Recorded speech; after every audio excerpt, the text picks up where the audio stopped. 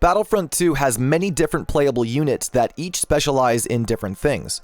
The most popular ones are always the heroes and villains, but since there are only one of each, we don't always get the chance to pick our favorite hero, and that's where the reinforcements and special units come in.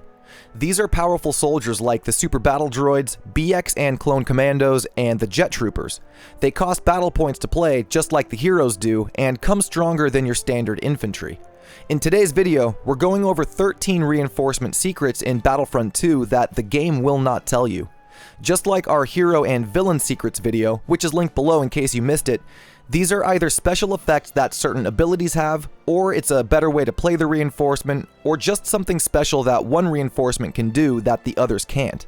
Be sure you're subscribed to the channel and that you're getting notified for more Battlefront 2 tips and updates. So now let's check it out. These are 13 reinforcement secrets in Battlefront 2. The first reinforcement to go over is the CAPHEX'S Spy, and the secret has to do with his blaster pistol. The Spy uses a modified Glide 44 pistol. It deals high damage per shot, but with a very slow fire rate, especially when compared to the one that Finn uses with one of his abilities. This slow fire rate led a lot of players to believe the Spy needed a buff to his blaster, either higher damage output or a faster fire rate. If the blaster were semi-automatic, meaning it only fires one shot per trigger pull, I would agree. However, it turns out that the Spy's Glide 44 is fully automatic, meaning all you have to do is hold the trigger down and the blaster will keep firing until it overheats. Most players will overlook this, since the fire rate is so slow, you would assume, rightfully so, that it's semi-auto, but nope, it's full auto, and it makes playing as the Spy so much easier. The next secret involves the BX Commando Droid. These guys are a lot of fun to play when you're on the Separatist side, since their blaster and Vibro Sword gives them both long and close range opportunities. The Vibro Sword is a great melee weapon, but it also serves another function for movement. When you walk or sprint forward and use the sword, the Commando will do a big lunge forward. While sprinting, this lunge can be combined with the BX's dodges to cover long distances in a short time. The idea is, you do a forward dodge followed by a single melee lunge. You then do another dodge, then another lunge, and repeat the cycle. Doing this will let you go pretty fast with the Commando, but keep in mind, if you do this sequence too quickly, you can run out of dodges even if you have the third. The idea is to let the dodge recover while you're doing the melee lunge. It's not quite as fast as the Droideka, but if you ever see a BX skating quickly across the battlefront, this is what that player's doing. Speaking of moving fast, the B2 rocket droid has a similar secret to it. It's a strong aerial. It's actually the aerial with the highest base health at 360. Unfortunately, its dodge isn't the best. It seems to go a shorter distance than most other dodges, and it doesn't go very fast either. There is a way around this though that's a bit of a hack. If you point your camera down to the ground while playing as the B2 and do a dodge, the dodge will actually double in total distance traveled. This is a camera glitch. The dodge happens for the same amount of frames, so it appears as if the B2 is dodging twice as fast, when really it's just being pushed further. This is great for getting away from danger, or if you need to get to an objective quickly and your jetpack abilities are out. You can do this with other aerial units too, but the B2 seems to have the most pronounced effect, and since its dodge isn't very good to begin with, it will probably get the most use out of this. Moving on to one of the few vanilla reinforcement secrets on this list, we have the Flame Trooper. This one is definitely common knowledge for those of you who've played the game for a while, but newer players may not realize this. The Flame Trooper's weapon is the D93 Incinerator. It's a close-range flamethrower that deals damage depending on how far the target is from you. But what some players don't know is that the flamethrower leaves burn damage on the target the longer they were exposed to the flame. If you start burning someone but don't completely take out their health, you could still defeat them a few seconds later with the residual burn damage that keeps going even after you stop hitting them. This used to be a very overpowered feature when the game launched, and it led to a big nerf.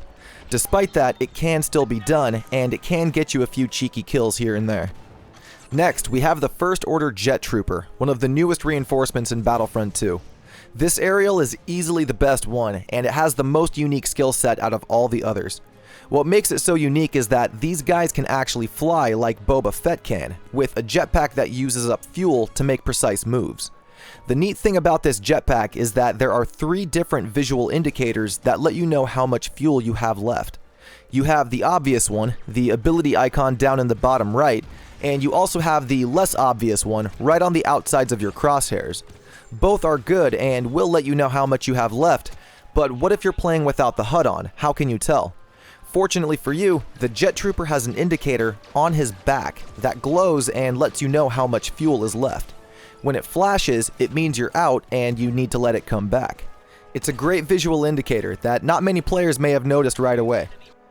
Now, since reinforcements cost battle points, it makes sense to assume that they're better fighters than standard infantry. Some reinforcements really capitalize on this fact. Two newer ones, the Ovesian Gunner and the Sith Trooper, actually have a unique melee that only applies to them. The Gunner has a fast 3-hit combo where she uses her cannon and even her head to cause damage, and the Sith Trooper has a basic 2-hit combo that comes a lot faster than your regular infantry's melee attacks. These melee combos are strong and can overpower a regular melee combo. If you're ever using the Gunner or Sith Trooper and it gets down to a fist fight, you can come at it with confidence. This next one is smaller, but it follows up with that last one, as it has to do with the Sith Troops melee. These guys have apparently been trained in different forms of martial arts, since you can actually do a unique sidekick with the Sith Trooper. There are two ways to pull it off, either sprint forward and do a melee attack while holding forward, or jump and do a melee as you come out of it. Both will make your Sith Trooper do a strong sidekick that does a small amount more damage than a basic melee. This kick can then be comboed with more melee attacks, or you can finish the target with your blaster. Coming back to the CAPHEX'S Spy, we talked about how his blaster is fully automatic, but another secret about it is its cooling power. The modified Gly 44 has terrible cooling when you do a manual cooldown or take it into overheat. It cools very slowly and will leave you defenseless while you wait for it to come back. The secret here is that the automatic cooling for the blaster is very fast, way faster than doing a manual cooldown or taking it into overheat. If you can shoot up until the last shot or two before it overheats, then stop firing, it will immediately start cooling and you can keep shooting after you give it a second or two. It's about 3 times faster of a cooldown, so the lesson here is to just not let your spy's blaster overheat and do your best to not manually cool down either, just let it do it by itself. In kind of the opposite way, the First Order Jet Trooper has a similar secret. The tri-barrel launcher is a pretty strong grenade launcher type ability that is great for handling crowds, but it only comes with 3 shots before it cools down. The cooldown also takes quite a while, leaving you without shots for a few moments. The manual cooldown, though, is way faster. The best way to use the tri-barrel launcher is to not let it overheat.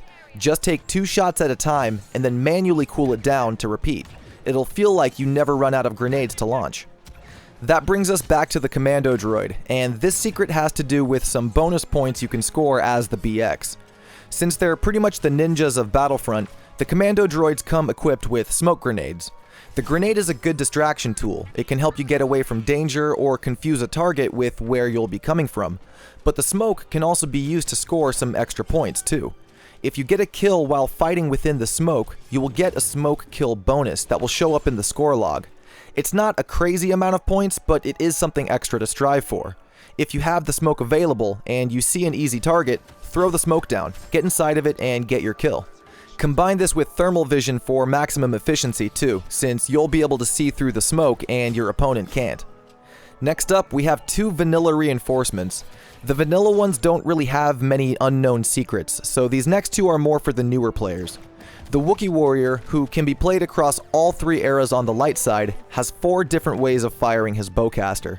By hip firing, he will shoot 3 bolts in a horizontal spread. By aiming down sights, that spread becomes vertical, making it easier to hit single targets. If overload is active, the horizontal spread becomes a 5-shot, and by aiming down sights, that 5-shot will tighten into a burst. When taking on single targets, aiming down sights is the best way to use the warrior's bowcaster. After that is the Death Trooper, and again, if you've been playing a while, you'll know this one, but the Death Trooper's sonic imploder will reveal enemy locations on the radar and let you see them through walls for a few seconds after it goes off. If you throw it into a group, you can see where the enemies are while they're blinded and confused, and you can set up a flank route while they get it together. This is super handy for close quarters maps, but keep in mind that only you will be able to see the revealed targets. They will not be shown to your team. And last up, the final secret to talk about is for the Droideka. Many players would agree the Droideka needs a slight buff, either to its cannon's damage output or to its transformation speed between wheel and destroyer forms. The transformation time is slow, but there is something you can do to knock a few frames off the animation and start firing sooner. In wheel form, the Droideka can jump while it rolls around. This jump is handy for traversing terrain, but in a fight you can actually use it to start your transformation sooner. When you find your target and your position, you want to do the jump, and at the peak of it, you'll activate either the shield or the overload ability. By the time the Droideka lands from the jump, it will begin the animation for the ability, and you can start shooting. The first shots will come just before the Droideka has completely settled into its destroyer form, so it's just a way to get a few shots off faster, and with this unit specifically, you definitely need all the time you can get. And with that, that is 13 reinforcement secrets in Battlefront 2. I hope you guys learned something new from today's video. If you did, give it a thumbs up and drop a comment below letting me know what you learned.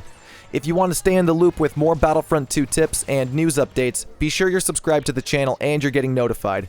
That's all for this one though. I appreciate you all stopping by the bazaar, and I'll see you out on the battlefront. Peace.